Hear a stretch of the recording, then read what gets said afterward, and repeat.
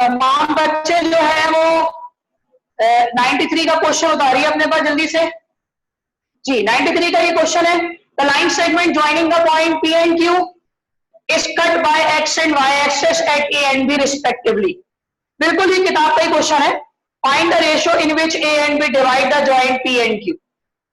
तो अगर हम इसकी डायग्राम बनाए बेटा, बोर्ड पर भी देखते जाइएगा साथ साथ, तो ये एक ऐसी डायग्राम है जिसमें लाइन एक्सिस और वाई एक्सिस, एक्स एक्सिस और वाई एक्सिस से कट कर रही है, ठीक है, यानी एक्स एक्सिस पे भी कट कर रही है और वाई एक्सिस पर भी कट कर रही है।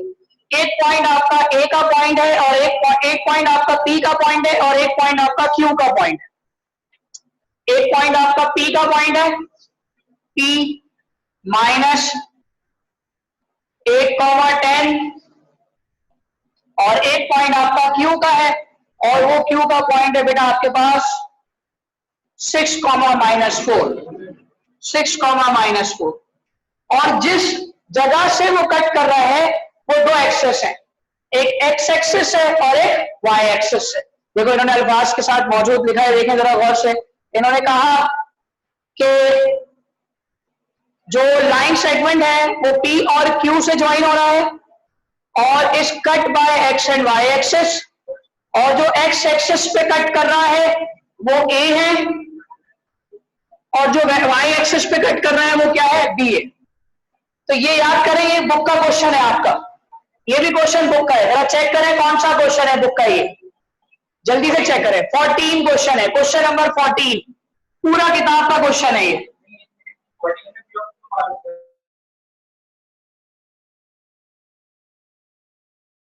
हाँ 14 ही है ये आपके, ठीक है, सेम क्वेश्चन है पूरा पूरा।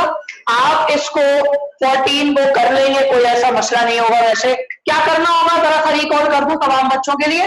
भाई देखिए, आपको दो पॉइंट ऑफ डिवीजन चाहिए, आपको सिर्फ और सिर्फ रेशो नहीं चाहिए, आपको दो पॉइंट ऑफ, बल्कि रेशो चाहिए, सिर्फ पॉइंट नहीं चाहिए। तो रेशो कहां से मिलेगा, अब जरा देखें जल्दी से। जब मैं पॉइंट ऑफ डिवीजन ए को कहूंगा तो ए जो है वो एक्स एक्सिस पर है, जहां एक्स की वैल्यू तो होगी लेकिन वाई की वैल्यू क्या होगी, 0। तो मेरा पहला रेशो होगा पी ए, जिसको मैं M1 कहूंगा, पी ए, और ए क्यू मेरा क्या कहलाएगा, M2। और मेरे पास एक्स एक्सिस की वजह से वाई की वैल्यू क्या दी हुई है, 0। तो मैं वाई के कोऑर्डिनेट की मदद से बेटा इंटरनल डिवीजन फॉर्मूला लगाऊंगा, जो कि क्या होता है, M2x1 plus M1x2 plus M2x1 divided by M1 plus M2 और M1y2 plus M2y1 divided by M1 plus M2। ठीक है बेटा, ये आपके पास इंटरनल डिविजन फॉर्मूला है जिसमें आपको रेशो नहीं मालूम, लेकिन आपको दो पॉइंट जरूर मालूम है, x1y1 और x2y2, और साथ साथ आपको पॉइंट ऑफ डिवीजन ए के लिहाज से x,0 मालूम है, क्योंकि x एक्सिस पर जब कट करेगा तो y की वैल्यू क्या होगी, 0 होगी। x एक्सिस पर जब भी लाइन कट करती है तो वहां y की वैल्यू 0 होती है, और यही अपोजिट काम y एक्सिस पर भी होता है कि y एक्सिस पर जब लाइन कट करेगी तो फिर वहां x की वैल्यू 0। ठीक है बेटा, तो अब जरा बताइए जल्दी से, जब मेरे पास 0 की वैल्यू गिवन है बेटा, तो मैं 0 के वो कोऑर्डिनेट को मैं y के कोऑर्डिनेट के बराबर कर सकता हूं। तो मैं तमाम वैल्यूज को पुट करने के बाद y के कोऑर्डिनेट के बराबर रख दूंगा, तो रेशो मेरे पास खुद ही निकल कर आएगा सॉल्व करने के बाद। समझ में आ रही है बात, क्योंकि मैंने y के बराबर इसलिए रखा क्योंकि x एक्सिस पर y की वैल्यू 0 है, तो नॉन वैल्यू कौन सी हो गई बेटा, नॉन वैल्यू आपके पास 0 हो गई, और अननोन वैल्यू कौन सी हो गई, x हो गई। अच्छा, सवाल में पॉइंट फाइंड करने को नहीं कहा गया, अगर सवाल में पॉइंट फाइंड करने को कहा जाता तो रेशो निकालने के बाद तुम उन रेशो को यहां पुट करते x के कोऑर्डिनेट पर, तो x निकल कर आता। पॉइंट का मतलब है x y दोनों पता हो। अब y तो पता है 0 है, लेकिन x नहीं पता। अब सवाल ने लिखा नहीं कि फाइंड पॉइंट, ना आप पॉइंट निकालेंगे, सवाल ने रेशो निकालने को कहा है। तो जब रेशो निकालने को कहा है तो वो सिर्फ 0 को बराबर करने से, फॉर्मूला तो आप पूरा लिखेंगे लेकिन 0 को y के बराबर प्रूफ करके आप आराम से निकाल सकते हैं, जो कि क्या निकलेगा, M1 और M2। सही है। अच्छा, अब A का तो M1 M2 निकल गया, अब बारी किसकी होगी, B के M1 M2 में थोड़ा सा मसला है। B के M1 M2 में P B का आपने M1 सपोज किया, P B M1, और B Q आप क्या सपोज करेंगे, M2। तो फिर y एक्सिस का मतलब ये होता है जहां x की वैल्यू 0 होती है और y का कोऑर्डिनेट होता है, x की वैल्यू 0 और y का कोऑर्डिनेट। तो जो x की वैल्यू 0 है बेटा, जो x की वैल्यू 0 है, आप इसकी मदद से आप जब इंटरनल डिवीजन फॉर्मूला लगाएंगे तो इसकी मदद से आप आराम से क्या फाइंड कर सकते हैं, आप रेशियोज फाइंड कर सकते हैं। अब सवाल आप सबसे बच्चा ये है कि मुझे बताइए, सब बच्चे सोच के बताइएगा कि यहाँ पर पॉइंट ऑफ डिवीजन 2 है, तो क्या रेशो सेम निकलने चाहिए या रेशो डिफरेंट निकलने चाहिए? रेशो डिफरेंट निकलने चाहिए। देखो बार बार मैं आपको इसी सवाल पर लाकर दिखाता हूँ कि बेटा देखो ये कॉन्सेप्चुअल बातें हैं कि जो कि आपको घुमाई जा सकती है, ये घुमाई जा सकती है और किसी भी पॉइंट पर लाकर, ठीक है, डिफरेंट होंगे। शाबाश बेटा। तो तमाम बच्चों को ये बात पता चल गई, क्योंकि पॉइंट ऑफ डिवीजन 2 है तो रेशो भी क्या होंगे, 2 अलग अलग होंगे। अच्छा, अगर पॉइंट ऑफ डिवीजन 1 होता और आपको पॉइंट पता होता, जैसे कल के सवाल के अंदर मैंने आपको बताया, तो वहां पर चाहे आप x की मदद से रेशो निकालो, चाहे आप y की मदद से रेशो निकालो, आपका आंसर सही निकलेगा। अच्छा, क्योंकि -8, 10 यहाँ पर करीब नहीं बनेगा, दूर बनेगा, ठीक है, और 6 -4 भी थोड़ा सा करीब बनेगा। तो देखना ये कि रेशो कौन सा बड़ा आता है। तुम डायग्राम को प्रॉपर्ली बनाना, मतलब इस तरीके से बनाना, इस तरीके से डिस्टेंस भले थोड़ा दूर बन जाओ कि तुम्हें पता चले रेशोस क्या निकल।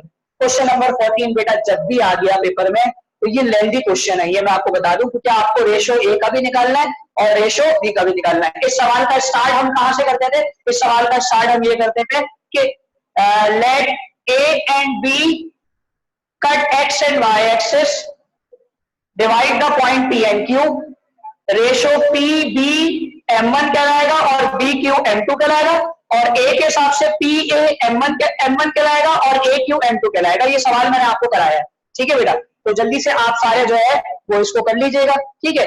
अब आ गया लास्ट क्वेश्चन, हम सबका लास्ट क्वेश्चन मौजूद है, ये लास्ट क्वेश्चन हो जाएगा तो फिर हमारे पूरा चैप्टर खत्म हो जाएगा और फिर हम 2.4 स्टार्ट करेंगे, ठीक है। तो क्वेश्चन नंबर एयर 1993 हमने कर लिया, अब आखिरी 1991 पर आ गए। वैसे ये बहुत पुराना एयर है, पुरानी किताब का क्वेश्चन है, लेकिन मैं इसको फिर भी समझा रहा हूं ताकि आप सबको ये बात याद रहे कि इस तरह का एक क्वेश्चन आपने किताब का किया है। तो तमाम बच्चों की नजर 1991 वाले क्वेश्चन पर होनी चाहिए बेटे। ये 1991, if a 2,8 -1, 5 and c are collinear with c between a and b, जो बात इन्होंने कही अभी तक उसके मुताबिक इन्होंने कहा एक लाइन है ए बी और बीच में कहीं सी आ रहा है।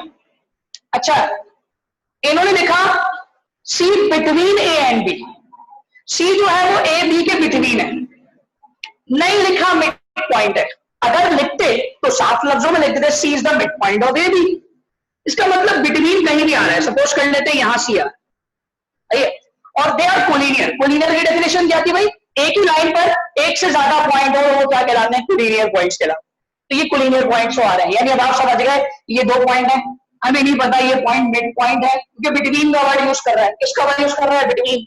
तो ना तो ये मिड पॉइंट मेंशन किया है, और अगर मिड पॉइंट मेंशन नहीं किया है तो हमारे जहन के हिसाब से यहाँ क्या होना चाहिए? Internal division formula. क्या होना चाहिए? Internal division formula. तो डिवीजन फॉर्मूला तो समझ में आ रही है बात कि यहाँ पर हम इंटरनल डिवीजन फॉर्मूला लगाएंगे और उसके रेशोज भी पता होने चाहिए। क्या पता होना चाहिए? रेशोज। आधा सवाल पढ़ा है अभी, आगे बढ़िए। इफ डिस्टेंस ए बी, अब इन्होंने कहा जो बेटा ए से बी तक का डिस्टेंस है, बेटा जो ए से बी तक का डिस्टेंस है वो बड़ा है, और जो ए से सी तक का डिस्टेंस है वो जाहिर सी बात है छोटा है। इसका मतलब यह है कि ए से सी को अगर मैं 4 दफा काउंट करूं, ए से सी को मैं 4 दफा काउंट करूं तो वो किसके बराबर होगा? ए से बी तक के डिस्टेंस के। कितनी पते की बात करी है इन्होंने, समझ रहे बात को? यानी ए से सी तक को मैं कितनी दफा काउंट करूं? 4 दफा, तब जाकर ए से बी तक का डिस्टेंस आएगा। ऐसा ही है। अब सोचना यह है कि क्या मैं ए बी का डिस्टेंस निकाल सकता हूं? क्या मैं ए बी का डिस्टेंस निकाल सकता हूं? बिल्कुल निकाल सकता हूं, क्योंकि मुझे ए का वर्टेक्स भी पता है x1 y1, और मुझे बी का वर्टेक्स भी पता है। मुझे ए का वर्टेक्स भी पता है और मुझे बी का वर्टेक्स भी पता है। तो सबसे पहले मैं क्या करूंगा? सबसे बड़ा डिस्टेंस आपको पता है, तो आप सबसे पहले ए बी का डिस्टेंस निकालेंगे। निकाल दिया ए बी का डिस्टेंस। अब सपोज कर लो ए बी का डिस्टेंस यहां पर आया, सपोज कर लेते हैं 20 यूनिट्स। क्या आया? 20 यूनिट्स। तो अगर ये 20 यूनिट है तो 4 को किससे मल्टीप्लाई करेंगे? एसी से, तब जाकर बनेगा। तो एसी का यूनिट क्या होगा? 4 यहां मल्टीप्लाई हो रहा होगा, वहां जाकर क्या हो जाएगा? 4 यहां पर मल्टीप्लाई हो रहा होगा, वहां जाकर क्या हो जाएगा? डिवाइड। जब 4 यहां मल्टीप्लाई होगा और यहां आकर डिवाइड हो जाएगा बेटा, तो इस बात को याद रखना, आएगा एसी का डिस्टेंस। किसका डिस्टेंस निकल कर आएगा? एसी का डिस्टेंस। अब यहां पर आकर आपने चेक करना होगा कि डिस्टेंस इक्वल है या डिस्टेंस अनइक्वल है। अगर डिस्टेंस इक्वल हुए तो इसका मतलब आप इस बात को समझ गए, या डिस्टेंस हाफ हुए, जैसे अगर ये 20 यूनिट से निकलता है तो डिस्टेंस एसी कितना निकलना चाहिए? 10। 10 प्लस 10 20 होगा ना भाई। अगर 20 यहाँ डिस्टेंस एबी का निकल रहा है तो एसी का डिस्टेंस अगर मिड पॉइंट पर होगा, देखो सी अगर मिड पॉइंट पर होगा तो एसी का डिस्टेंस कितना निकलना चाहिए? 10। और अगर ये मिड पॉइंट पर नहीं हुआ तो एसी का डिस्टेंस कितना हो सकता है? कुछ भी हो सकता है, फिर 10 से बड़ा भी हो सकता है और 10 से छोटा भी हो सकता है। तो तमाम बच्चे मिलकर सबसे पहले फाइंड करें डिस्टेंस एबी। सबसे पहले सब मिलकर मालूम करें डिस्टेंस एबी। सही है। और लाइन आप इसको इस तरह लिख सकते हो, मैं आपके सामने मेंशन कर दूं। आप इसकी लाइन लिखोगे A and B, A B and C are. नहीं इधर आओ, किसका ये लाइन? हाँ पानी है। अच्छा मुझे पानी पिलवाओ बेटा नीचे। माइक बेटा किसके पास है? वो तो सर यूज कर रहे हैं अभी। अभी को कहें, अभी को दोनों माइक यूज हो रहे हैं। जी बेटा, सबसे पहले आप लाइन लिखें, सब मिलके लिखें जल्दी, शाबाश सब बच्चे मिलके लिखें। If A B and C are 3 collinear points with C between A and B,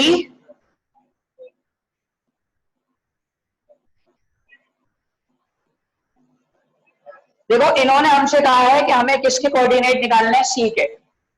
हमें किसके कोऑर्डिनेट निकालने हैं? सी के। तो इस बात को ध्यान में रखना कि सी के कोऑर्डिनेट्स हमें चाहिए होंगे। सही है।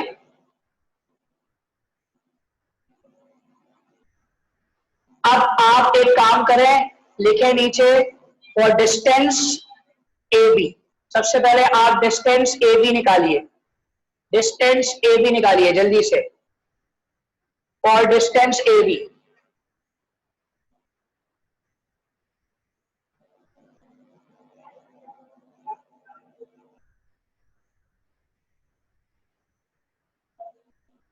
डिस्टेंस तो निकालना आता है, फॉर्मूला होता है under root x2 minus x1 का whole square plus y2 minus y1 का होल स्क्वायर।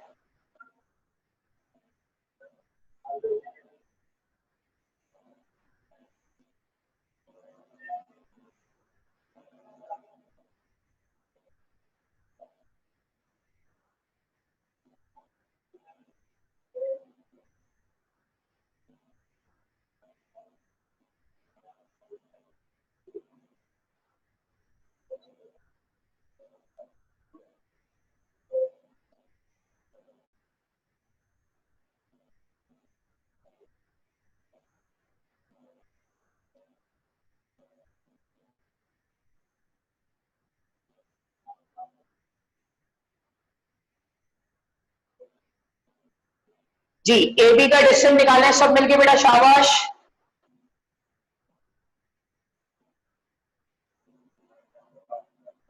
डिस्टेंस के पॉइंट्स आप सबको पता होने चाहिए।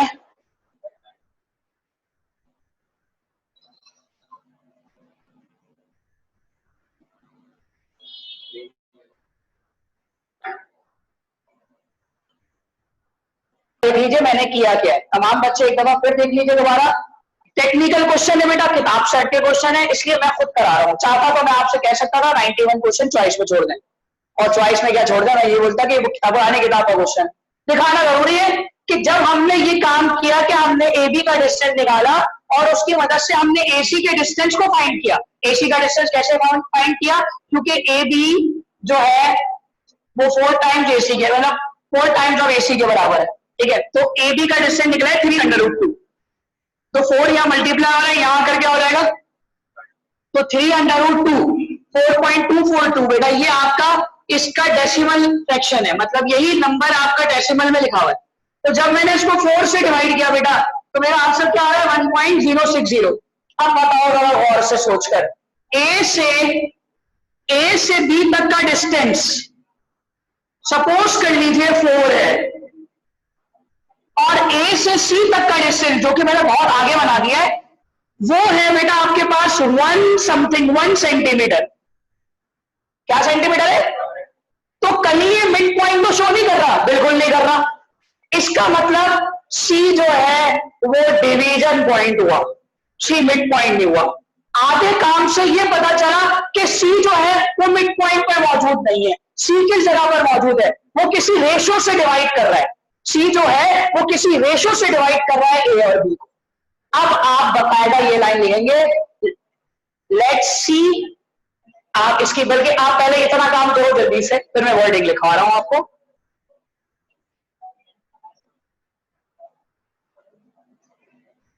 सही है। अब आप इसमें सबसे पहले देखेंगे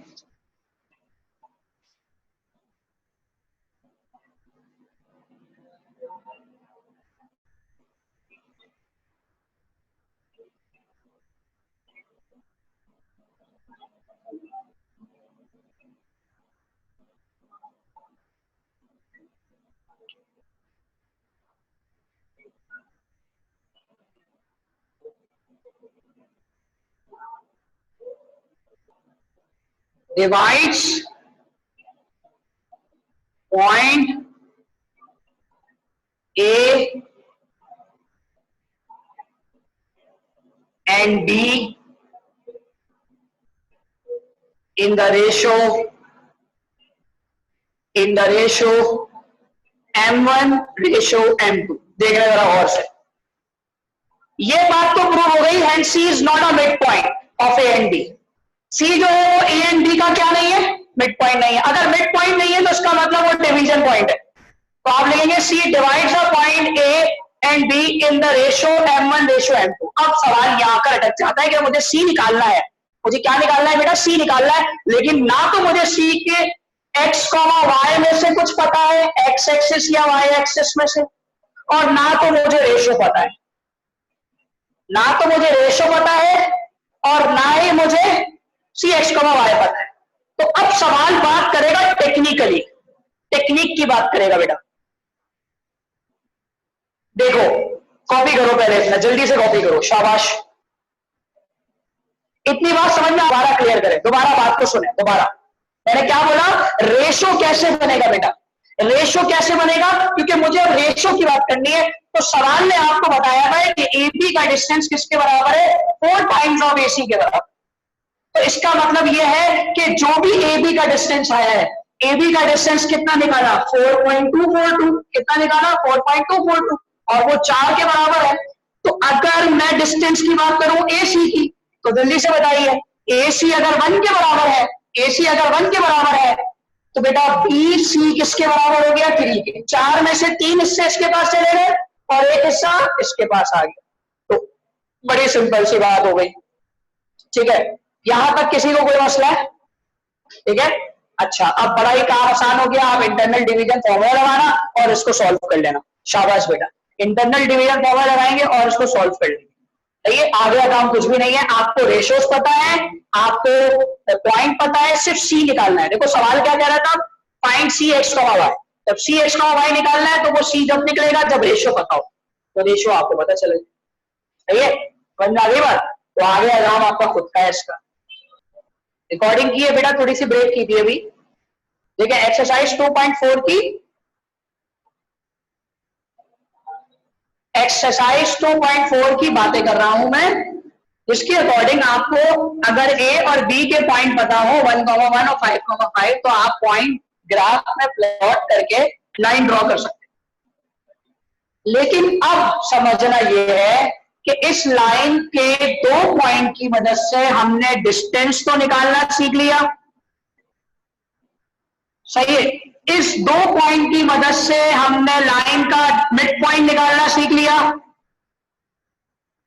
इन दो पॉइंट की मदद से हमने लाइन का इंटरनल डिवीजन फॉर्मूला, इंटरनल कोई भी डिवीजन फॉर्मूला हमने निकालना सीख लिया, इंटरनल डिवीजन पॉइंट निकालना सीख लिया। या बीच का कोई भी पॉइंट हो, हम रेशो की मदद से इंटरनल डिवीजन लगा सकते हैं। सिर्फ सवाल में क्या गिवन था, 2 पॉइंट। अब सवाल यही बात करेगा बेटा स्लोप की, जिसको रिप्रेजेंट किससे करते हैं, एम से। स्लोप आप समझते हैं, सब जानते हैं इसको, स्लोप किस चीज को कहते हैं, क्या डिरान होती है।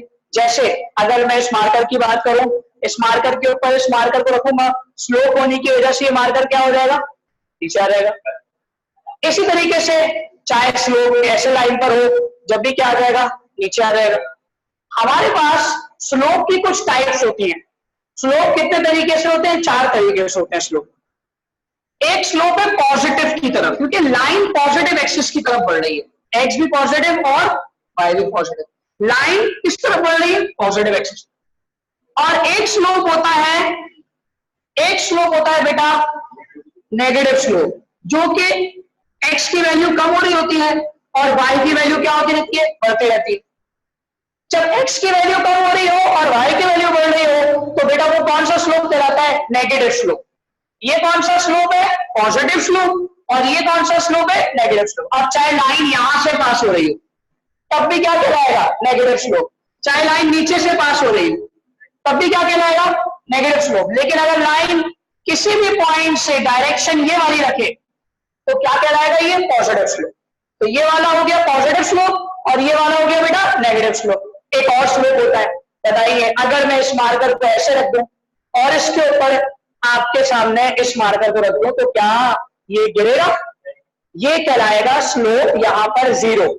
यानी जब हॉरिजॉन्टल लाइन हो जाती है, कौन सी लाइन हो जाती है, हॉरिजॉन्टल लाइन, तो बेटा हॉरिजॉन्टल लाइन का स्लोप क्या होता है बेटा, 0 होता है। क्या होता है, 0। ठीक है, अब रह गया कौन सा, इनफाइनाइट स्लोप। अगर मैं लाइन ऐसे बना दूं तो इसके ऊपर कोई स्लोप होगा तो सही, लेकिन वो स्लोप काउंट नहीं किया जा सकता, वो इंफिनिटी बन जाएगा। तो आपने देखा है तीसरा की सनवे लैगून की स्लाइड्स कैसी होती है, तीसरा सनवे लैगून की स्लाइड में स्लोप होता है। कभी ऐसी कोई स्लाइड में बैठे हैं आप, बैठ के देखिएगा, एक ही दफा बैठेंगे, सही है। तो अब देखें इस स्लोप की कंडीशन क्या होगी, इंफिनिटी होगी, सही है। ग्रेडियंट भी कहते हैं इसको बेटा, जी बेटा। तो इसको हम बाकायदा डिटेल नेक्स्ट क्लास में डिस्कस करेंगे।